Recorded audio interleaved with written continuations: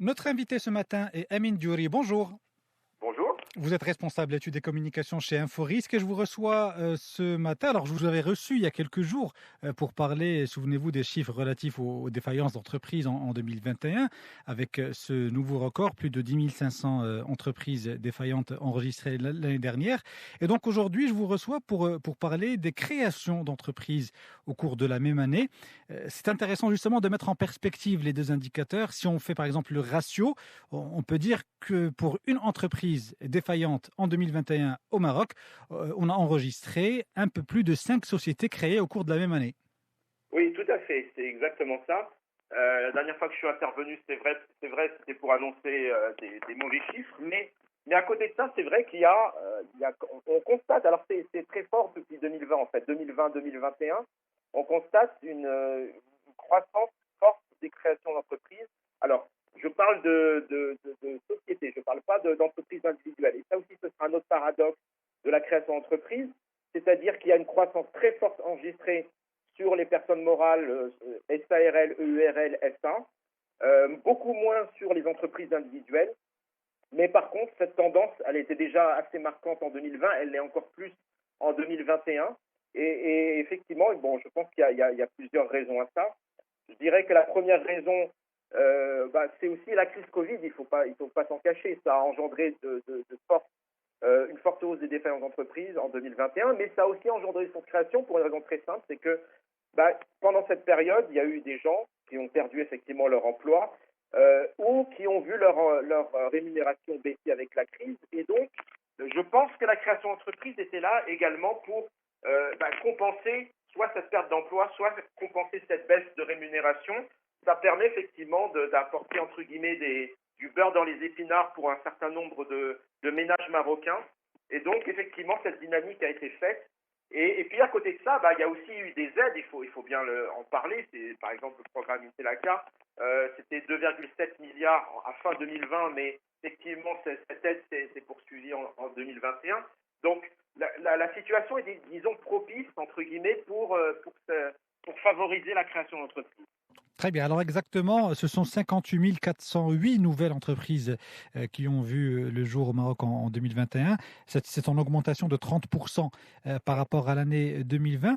Et alors moi, ce qui m'intéresse, et les données d'Inforisque justement le démontrent et l'expliquent, c'est la répartition et géographique et sectorielle de ces créations d'entreprises. Alors d'abord, sur le volet géographique, sans surprise, Casablanca-Stade reste toujours la région qui concentre le plus de créations.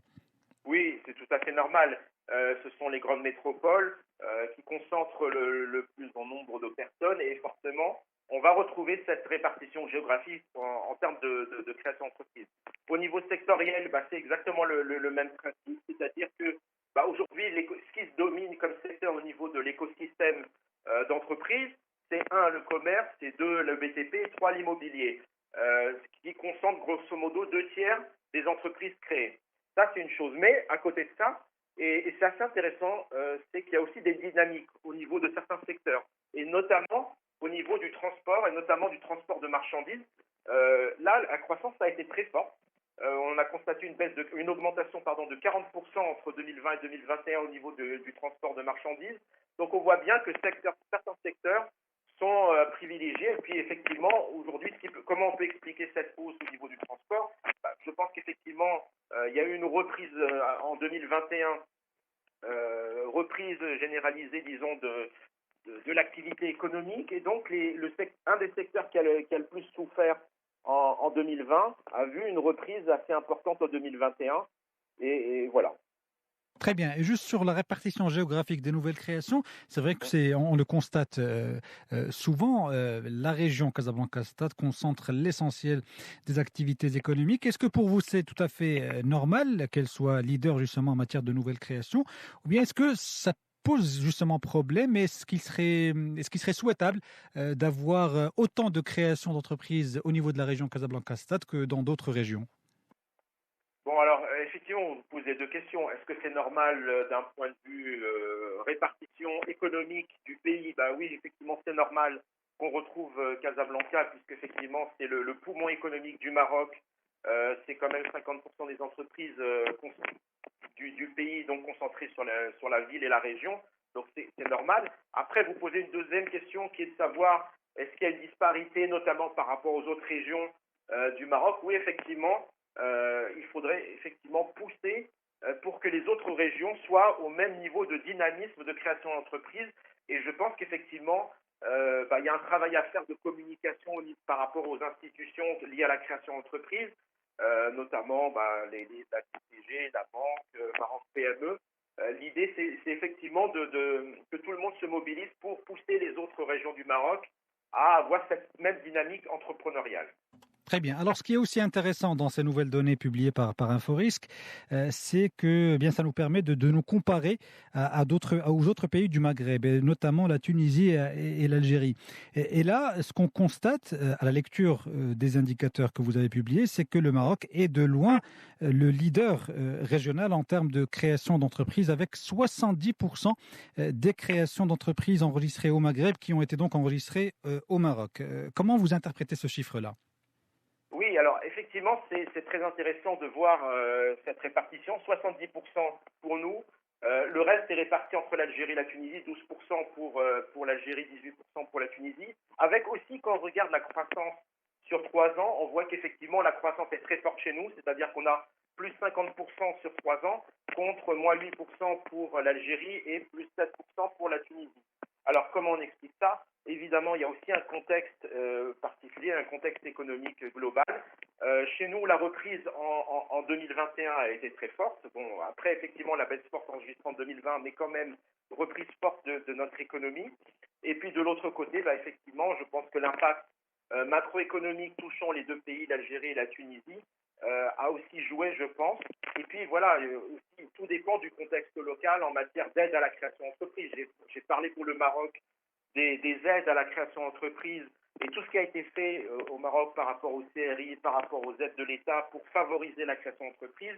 Après, effectivement, dans ces deux pays-là, il y a un contexte macroéconomique, il y a aussi des aides et tout ça explique en partie, je pense, la forte croissance marocaine par rapport à l'Algérie et la Tunisie. Très bien, mais les chiffres sont fiables, je veux dire, parce qu'on peut se dire effectivement que la méthodologie de calcul peut différer d'un pays à l'autre, mais est-ce que C'est exactement la même méthodologie. On s'appuie pour mesurer la dette d'entreprise sur les annonces légales. C'est-à-dire que voilà, chaque fois qu'une entreprise est créée, nous avons la publication de cette création et donc forcément c'est comme ça qu'on comptabilise les créations d'entreprises. Très bien. Une dernière question brièvement pour conclure. Selon une dernière note du HCP, seules 3 entreprises marocaines sur 10 pensent à investir au cours de l'année 2022. Qu'est-ce que ça nous dit, qu'est-ce que ça révèle selon vous sur la santé financière de notre tissu productif national et quelles sont vos perspectives d'évolution à court terme pour les entreprises marocaines au cours de cette année 2022 ? Alors la question de l'investissement est différente de celle de la création.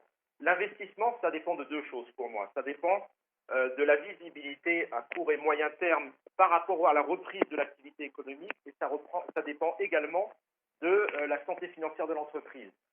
Il faut être bien clair, c'est vrai que par rapport à la santé financière de l'entreprise, des entreprises marocaines, on a eu 2 années qui ont été extrêmement difficiles.